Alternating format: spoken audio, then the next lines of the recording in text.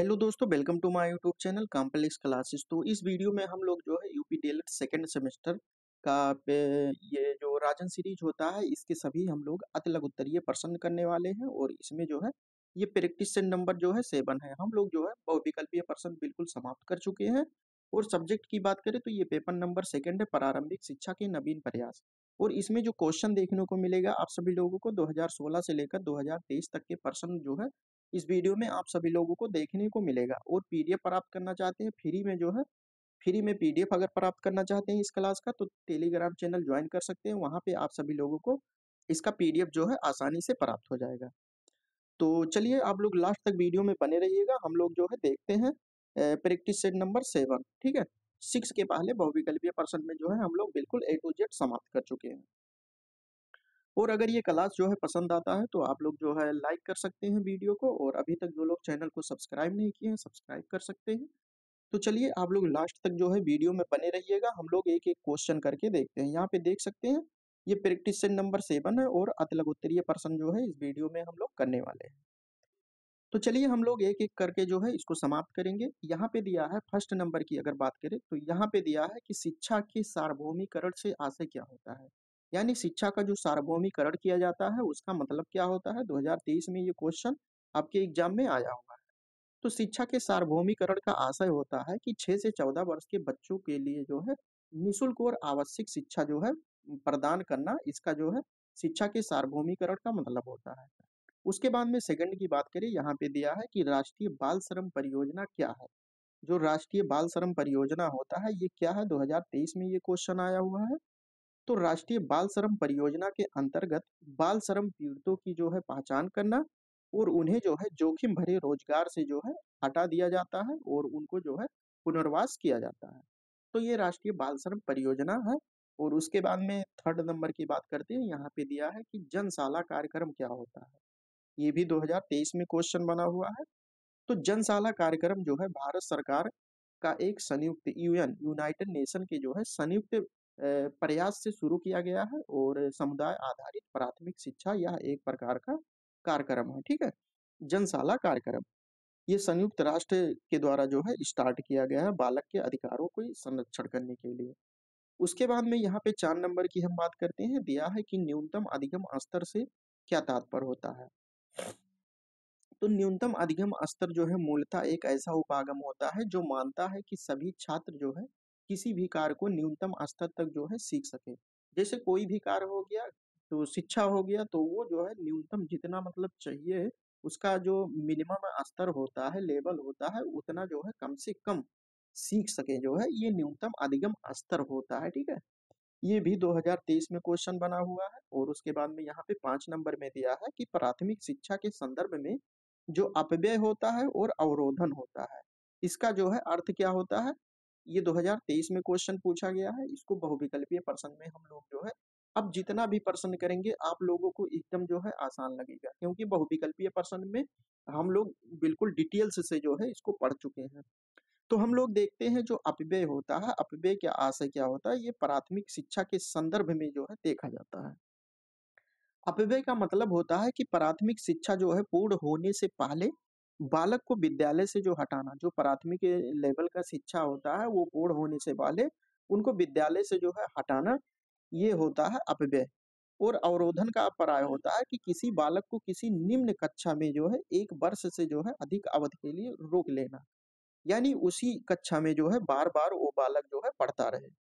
उसके बाद में 6 नंबर की हम बात करते हैं। तो यहाँ पे दिया है कि प्राच्य पाश्चात्य विवाद क्या है। प्राच्य जो है पाश्चात्य विवाद क्या है, 2023 में जो है ये क्वेश्चन पूछा गया है। तो प्राच्य शिक्षा समर्थन जो है परंपरागत भारतीय भाषाओं एवं साहित्य को जो है प्रोत्साहन देना चाहते थे, जबकि आंग्ल शिक्षा समर्थन जो है आधुनिक पाश्चात्य अध्ययनों को जो है प्रोत्साहन देना चाहते थे। उसके बाद में 7 नंबर की हम बात करते हैं। जो बीईपी क्या होता है, कि बीईपी जो है व्यवहार शिक्षा कार्यक्रम, व्यवहार शिक्षा कार्यक्रम बिहेवियर एजुकेशन प्रोग्राम होता है। ठीक है, जो छात्रों के समस्याग्रस्त व्यवहार को जो है सुधारने हेतु जो है किया जाता है। अब यहाँ पे 8 नंबर में दिया है कि बुट के घोषणा पत्र का जो है शिक्षा पर क्या प्रभाव पड़ा। जो बुट का घोषणा पत्र है शिक्षा पर जो है क्या प्रभाव पड़ा।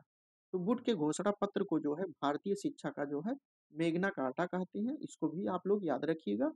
और इसके द्वारा जो है उच्च शिक्षा को अंग्रेजी में दिए जाने पर जो है बल दिया गया था, और साथ ही देसी भाषा के विकास को भी महत्व प्रदान किया गया था। तो ये वुड के घोषणा पत्र के जो है ये शिक्षा पर किस प्रकार से प्रभाव पड़ा, ये भी हमने देखा।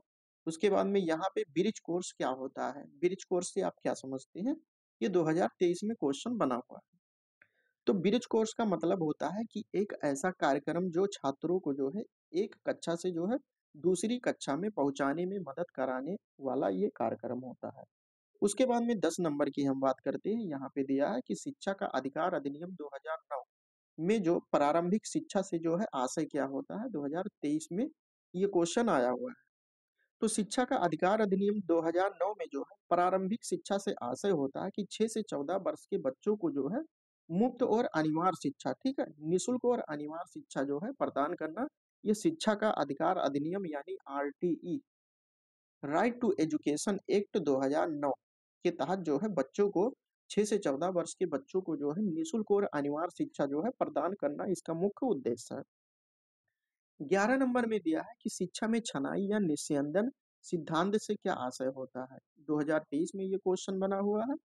तो इसका मतलब होता है कि कुछ लोगों को जो है शिक्षित कर देना, और उसके बाद में जो पिछड़े लोग हैं यानी अन्य जो साधारण लोग हैं वो ऑटोमेटिक जो है शिक्षित हो जाए, इसका ये आशय होता है, जो शिक्षा के छनाई यानी डाउन फिल्टरेशन थ्योरी जो मैकाले के द्वारा दिया गया था।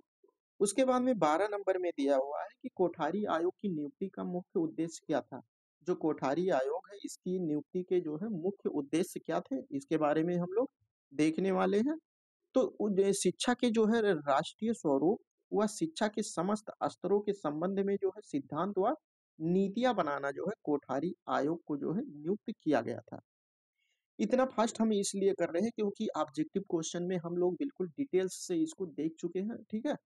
तो यहाँ पे जो राजन सीरीज में दिया है उसी पे हम लोग चर्चा करेंगे, उस पे जो है एक्स्ट्रा पॉइंट भी बात करेंगे, लेकिन इतना ज्यादा बात नहीं करने वाले हैं क्योंकि ये सभी जो है इन सभी के बारे में हम लोग पढ़ चुके हैं। और अगर डिटेल में देखना चाहते हैं तो आप एग्जाम रथ बैच को जो है फॉलो कर सकते हैं, वहाँ पे प्लेलिस्ट हमने बना दिया है, ये बिल्कुल विस्तार से हम लोग पढ़ चुके हैं, ठीक है। इसमें एक एक करके नहीं बताएंगे, नहीं तो टाइम बहुत लॉस होगा। यहाँ पे दिया है कि डीपीईपी परियोजना के कार्य लिखिए। जो डीपीईपी है इसके परियोजना के कार्य का मतलब क्या होता है कि प्राथमिक शिक्षा का जो है विस्तार और विद्यालय में बच्चों का जो है ठहराव किस प्रकार से किया जाए, ये डीपीईपी का जो है जो परियोजना है इसके मुख्य कार्य है।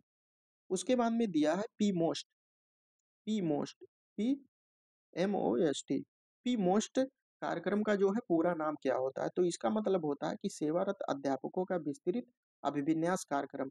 जो बच्चों को इस समय सेवारत हैं यानी जो पढ़ा रहे हैं, इसका फुल फॉर्म यहाँ देख सकते हैं, program of mass orientation for school teacher. इसका जो है ये फुल फॉर्म होता है, आप लोग याद कर लीजिएगा क्योंकि फुल फॉर्म से संबंधित एक वीडियो आप लोगों को जो है प्रोवाइड करा देंगे जो फुल फॉर्म पूछा जाता है। तो यहाँ पे 15 नंबर की हम बात करें तो दिया है कि विद्यालय उन्मुखी कार्यक्रम का क्या तात्पर्य होता है, 2023 में क्वेश्चन बना हुआ है। तो विद्यालय उन्मुख कार्यक्रम का अर्थ होता है कि विद्यालय की ओर उन्मुख करने वाले कार्यक्रम, अर्थात ऐसे कार्यक्रम जिनके द्वारा जो है बच्चे विद्यालय के प्रति जो है आकर्षित होते हैं उसे विद्यालय उन्मुख कार्यक्रम कहा जाता है। 16 नंबर में दिया है कि ग्राम शिक्षा समिति का जो है सचिव कौन होता है, इसको भी जो है हम लोग ऑब्जेक्टिव क्वेश्चन में कर चुके हैं। तो प्रधानाध्यापक जो होता है ये ग्राम शिक्षा समिति का जो है ये सचिव होता है। 17 नंबर में दिया है कि BRC का पूरा नाम क्या होता है, BRC, BRC block resource centre यानी ब्लॉक संसाधन केंद्र, BRC का जो है पूरा नाम होता है। उसके बाद में यहाँ पूछा गया है डाइट, डाइट का पूरा नाम क्या होता है, DIET, डाइट का पूरा नाम क्या होता है, जिला शिक्षा एवं प्रशिक्षण संस्थान होता है, ठीक है। उसके बाद में 19 नंबर में दिया है NPRC, NPRC का पूरा नाम क्या होता है, न्याय पंचायत संसाधन केंद्र, न्याय पंचायत रिसोर्स सेंटर होता है, ठीक है। उसके बाद में 20 नंबर में दिया है कि संशोधित राष्ट्रीय शिक्षा नीति 1992 को किस अन्य नाम से जाना जाता है, तो इसे जो है POA, प्रोग्राम ऑफ एक्ट, ठीक है, एक्शन, प्रोग्राम ऑफ एक्शन के नाम से जाना जाता है। प्रोग्राम ऑफ एक्शन के नाम से 1992 की जो संशोधित राष्ट्रीय शिक्षा नीति है, इसे प्रोग्राम ऑफ एक्शन के नाम से जाना जाता है। उसके बाद में 21 नंबर में है कि यशपाल समिति का जो है गठन कब किया गया था। यशपाल समिति का गठन 1992 में किया गया था और लर्निंग विदाउट बर्डन इसका मुख्य उद्देश्य था, यशपाल समिति ने दिया था। और 22 नंबर की बात करें तो यहाँ पे दिया है कि शिक्षा बिना बोझ के, यह रिपोर्ट यशपाल समिति द्वारा जो है कब प्रस्तुत किया गया था। शिक्षा बिना बोझ के ये यशपाल समिति, जैसा कि हमने बताया, कब प्रस्तुत किया गया था, तो 1993 में जो है प्रस्तुत किया गया था। उसके बाद में 23 नंबर की हम बात करते हैं, यहाँ पे दिया है कि न्यूपा का अध्यक्ष कौन होता है। तो न्यूपा का अध्यक्ष जो अवकाश प्राप्त आईएएस होते हैं, आईएएस होते हैं अवकाश प्राप्त, वो जो है न्यूपा का अध्यक्ष होता है। उसके बाद में 24 नंबर की बात करें तो भारतीय संविधान के अनुच्छेद 51 का के बारे में जो है क्या जानते हैं। ये 2020 में क्वेश्चन बना हुआ है, ठीक है। तो भारतीय जो 51 ये है, इसमें क्या है, ये एक मौलिक कर्तव्य से संबंधित है, ठीक है। 51 ये जो है ये मौलिक कर्तव्य, फंडामेंटल ड्यूटीज से जो है संबंधित है। इसमें जो है 11 मौलिक कर्तव्य का वर्णन किया गया है।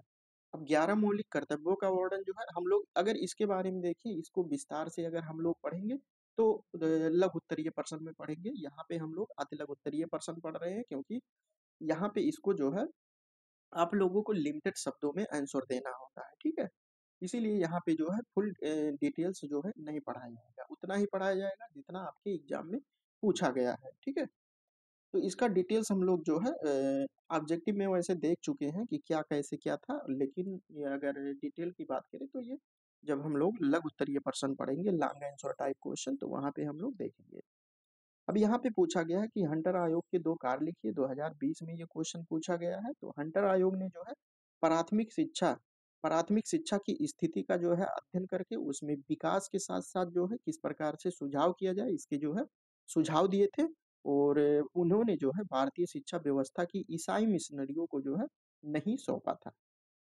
उसके बाद में 26 नंबर में दिया है कि राष्ट्रीय स्तर पर शिक्षा को जो है कौन कौन से अभिकरण है, जो राष्ट्रीय स्तर पर जो शिक्षा में सुधार करते हैं वो कौन कौन से जो है अभिकरण होते हैं। तो एनसीईआरटी हो गया, यूजीसी हो गया, एआईसीटीई हो गया, एनसीटीई आदि होते हैं, ठीक है। तो इतना लिख सकते हैं। अगर इसके बारे में हम लोग जो है फुल फॉर्म के बारे में देखें तो एनसीईआरटी का मतलब होता है national council of educational research and training, ठीक है। टीचिंग नहीं होता है, इसको ध्यान दीजिएगा, इसका फुल फॉर्म भी आपके एग्जाम में आ सकता है। हिंदी में देखें तो राष्ट्रीय शैक्षिक अनुसंधान और प्रशिक्षण परिषद, यूजीसी का मतलब होता है यूनिवर्सिटी ग्रांट्स कमीशन, यानी विश्वविद्यालय अनुदान आयोग। और उसके बाद में एआईसीटीई की बात करें तो इसका होगा all India council for technical technical education, यानी अखिल भारतीय तकनीकी शिक्षा परिषद। उसके बाद में एनसीटीई का होता है कि national council for teacher education, राष्ट्रीय अध्यापक शिक्षा परिषद होता है, ठीक है। उसके बाद में हम लोग इसके आगे बात करते हैं। यहाँ पे दिया हुआ है कि शैक्षिक उन्नयन में ब्लॉक संसाधन केंद्रों की क्या भूमिका होती है, यानी शिक्षा की गुणवत्ता को बढ़ाने के लिए जो ब्लॉक संसाधन केंद्र होते हैं इसकी भूमिका क्या होती है, 2020 में क्वेश्चन पूछा गया है। तो विकास खंड स्तर पर जो है ब्लॉक संसाधन केंद्र और बेसिक शिक्षकों के लिए जो है प्रशिक्षण तथा कार्यशाला का जो है आयोजन करके शैक्षिक सहायता जो है उपलब्ध कराता है। और इसकी स्थापना का उद्देश्य की बात करें तो शिक्षा की गुणवत्ता में सुधार और जिला स्तर पर जो है शैक्षिक गतिविधियों की जो है तेज करना, ये इसका जो है ये भूमिका होती है। जो शैक्षिक उन्नयन में ब्लॉक संसाधन केंद्र होते हैं उसकी यही भूमिका होती है। उसके बाद में यहाँ पे दिया है कि लॉर्ड कर्जन ने प्राथमिक स्तरीय शिक्षा में क्या क्या सुधार किए थे। जो लॉर्ड कर्जन है ये प्राथमिक स्तर की यहाँ पे बात कर रहा है कि इसमें जो है क्या क्या सुधार किए थे, 2020 में ये क्वेश्चन आया हुआ। तो इसके अलग अलग सुझाव हम देखते हैं। तो प्राथमिक शिक्षकों को जो है 2 वर्षों का जो है शिक्षण प्रशिक्षण देने की व्यवस्था की जाए, साथ ही इनके वेतन और सेवा शर्तों से भी जो है में भी सुधार किया जाए। उसके बाद में सेकंड की बात करें तो प्राथमिक शिक्षा का जो है प्रयास करना सरकार का मुख्य दायित्व है, अतः इसको जो है सरकार को ठोस कदम जो है उठाने चाहिए। 3 नंबर में दिया है कि क्षेत्रीय आवश्यकताओं को जो है ध्यान में रखकर प्राथमिक शिक्षा का जो है पाठ्यक्रम तैयार कराया जाए। एवं इसमें जो उपयोगी विषय हैं, उपयोगी विषय को जो है इसमें शामिल किया जाए। तो ये लॉर्ड कर्जन के प्राथमिक स्तर पर जो है अलग-अलग जो सुझाव दिए थे, सुधार किए थे, ठीक है? 4 नंबर में है कि प्राथमिक शिक्षा का माध्यम जो है भारतीय भाषाओं को जो है बनाया जाए और इसमें अंग्रेजी को जो है स्थान ना दिया जाए। उसके बाद में है प्राथमिक स्तर की शिक्षण विधियों का विकास किया जाए तथा किंडरगार्टन प्रणाली का जो है प्रयोग किया जाए। तो यहाँ पे हमने देखा कि लॉर्ड कर्जन ने प्राथमिक स्तरीय शिक्षा में जो है क्या-क्या सुधार किए थे। उसके बाद में यहाँ पे प्रोग्राम ऑफ एक्शन 1992 जो है, प्रोग्राम ऑफ एक्शन कौन-कौन से लक्ष्य जो है निर्धारित निर्धारित किए गए हैं। ये 2020 में क्वेश्चन बना हुआ है। तो इसमें जो है नारी समानता के लिए जो है शिक्षा की बात की गया है और अनुसूचित जात और जनजाति तथा पिछड़े वर्गों की शिक्षा के लिए अल्पसंख्यकों की शिक्षा और विकलांगों की शिक्षा, प्रौढ़ शिक्षा और एवं सतत शिक्षा और पूर्व बाल्यावस्था परिचर्या एवं शिक्षा संबंधी योजनाओं को जो है प्रस्तुत किया गया है, ठीक है? तो ये प्रोग्राम ऑफ एक्शन जो कि वो ये होता है प्रोग्राम ऑफ एक्शन, ठीक है? उसके बाद में 30 नंबर में दिया है कि शिक्षा को संविधान में समवर्ती सूची रखने का क्या आशय है। शिक्षा को जो है संविधान में समवर्ती सूची रखने का क्या आशय है, क्योंकि जो है पहले शिक्षा राज्य सूची का विषय था, लेकिन जब समवर्ती सूची में रख दिया गया है तो इस पे बजट पे जो खर्चा होगा ये राज्य के साथ साथ जो है केंद्र भी उसमें जो है अनुदान देगा, ठीक है? तो शिक्षा के व्यापक और जटिल स्वरूप को जो है 1976 में 42वें संविधान संशोधन द्वारा जो है शिक्षा को समवर्ती सूची में डाला गया था और इसका उद्देश्य था कि केंद्र तथा राज्यों के सम्मिलित एवं समन्वित प्रयासों द्वारा जो है शिक्षा के स्तर को जो है उन्नयन करना इसका मुख्य उद्देश्य था। उसके बाद में 31 नंबर में दिया है कि स्कूल चलो अभियान जो है कब प्रारंभ किया गया था। ये 2020 में क्वेश्चन आया है।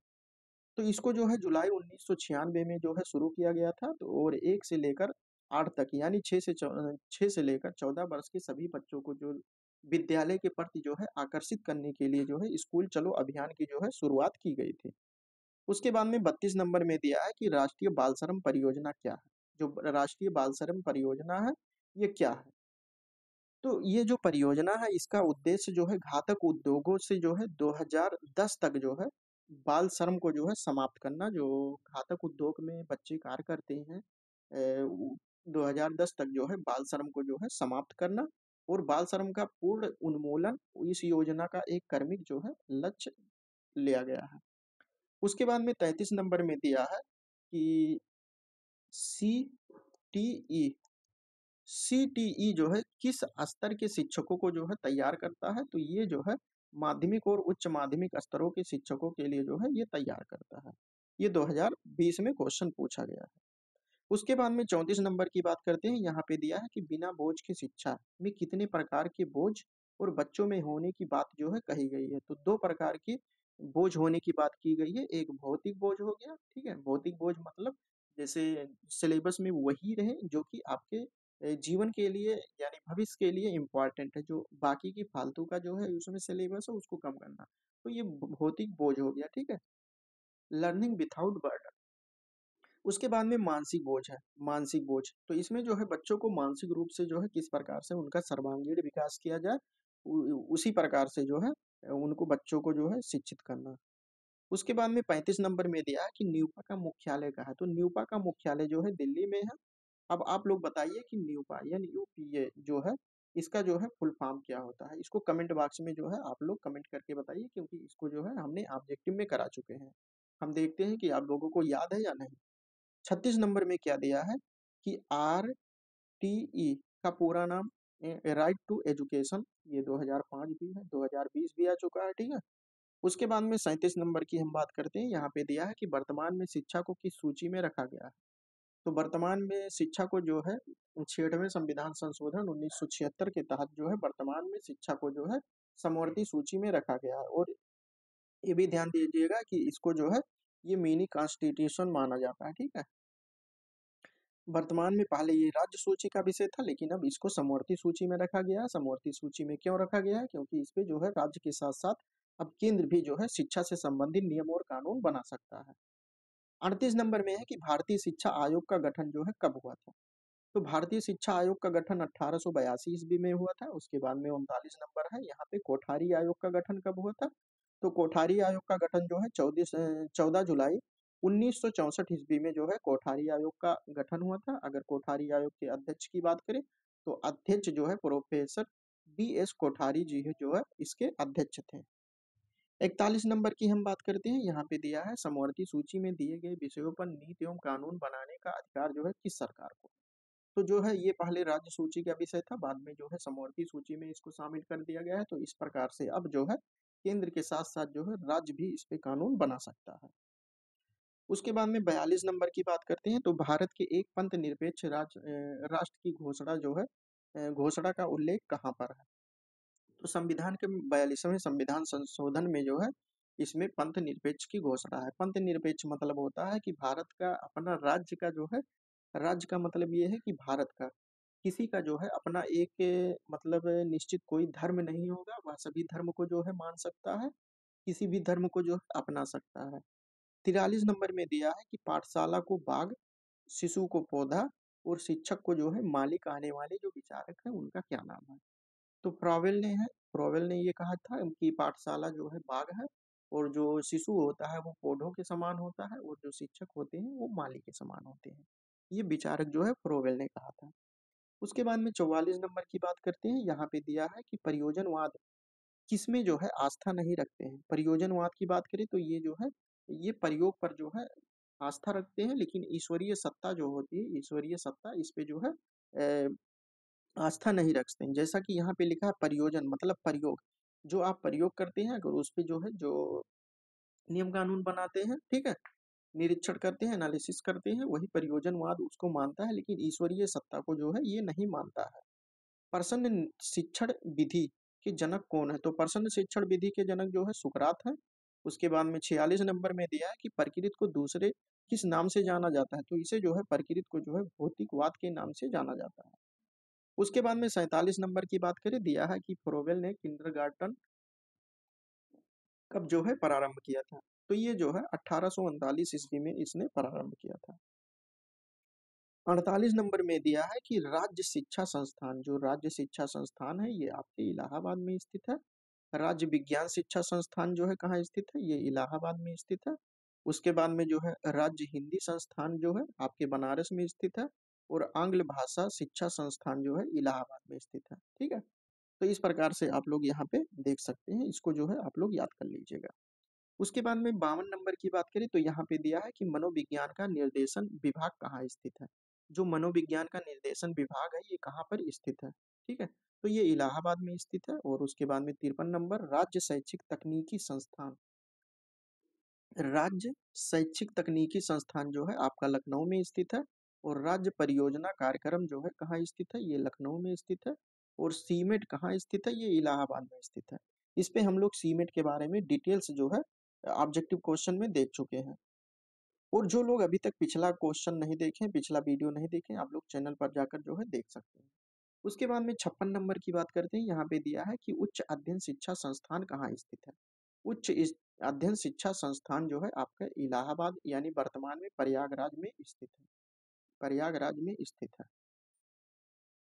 57 नंबर में दिया है कि SCERT